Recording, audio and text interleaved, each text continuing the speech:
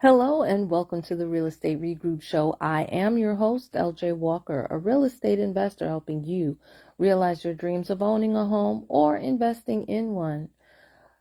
I wanted to talk to you guys about what I did in order to recoup my finances after being frauded. Well, guys, I never spent every single dime that I had on an investment. That's number one. I only invested what I could afford to gamble, if you will, right? So I think that is one of the things that saved me. Now, listen, prevention is always better than the cure. So doing proper due diligence definitely counts. Um, and, believe it or not, in all of the instances that I was frauded, I did do due diligence. I just didn't do it all the way through because at the time, there really wasn't any manual or anything to help me do it all the way through. That's one of the reasons why I wrote the book. Okay. So, uh, I would say one of the reasons why I was able to get back up and invest again is because I had a limit. I set a limit as far as how much money I was going to invest in a particular deal. The next thing is that even after I got into the deal, right, I still was on top of the people who I was working with at that particular point in time. So when after about like 2 months, when they started to ask me for more money and I didn't see where the money that I gave earlier was doing anything, that's when I start making phone calls. That's when uh, I put a hold and I normally put a stop to it. I don't let things go for, some people go on for years and years and they don't realize that they're being scammed until later. And unfortunately, I'm going to even say it like this. There are some people who honestly will live their entire life and it doesn't seem as though they realize that there's someone in their life that's scamming them. They really don't. But that's neither here nor there, right? So getting back to myself. The other thing that I realized that I had to do was, I have my job and I had to put in overtime, unfortunately. So I worked overtime. I cut back on many of my expenses. I let everybody know, hey, listen, this is what happened to me. And sometimes I was able to negotiate certain things down. Family also helped, family and friends, when they could, not that much, but when they could, uh, they would pay for certain things. They may take over the groceries or they may take over a bill or two. But for the most part, it was all on me. It was pretty much all on me. I went to financial advisors. I went to my accountant, and, we devised a plan as far as, what I could do, what areas I could do in order for me to get my money back. Um, well, honestly, a lot of times, let me not say get my money back because I've sued, I've pursued, I won court cases. However, because I didn't know the location of the person's bank account and things of that nature, I have still not gotten my money back from the people who owe me money. And then with one particular person, the statute of limitations has ended.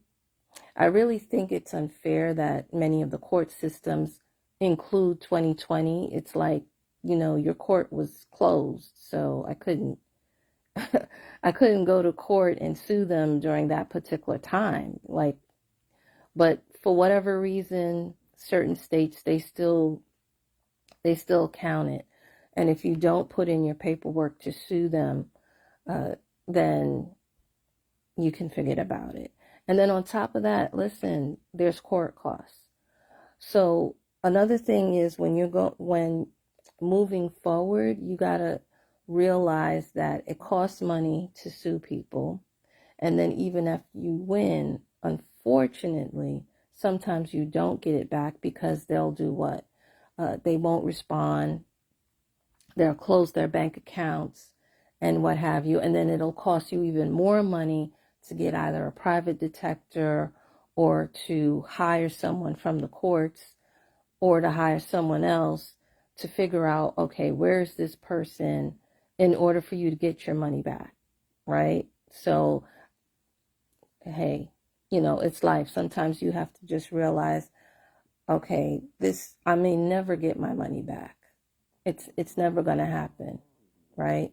So I'm going to have to do extra things, okay? And I did perform extra things for a small fee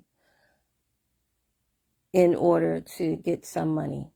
Now, the other thing that I did is I start placing my money in other investments because simply, working overtime, taking on, let's say, extra small tasks and getting paid, budgeting, that's not enough.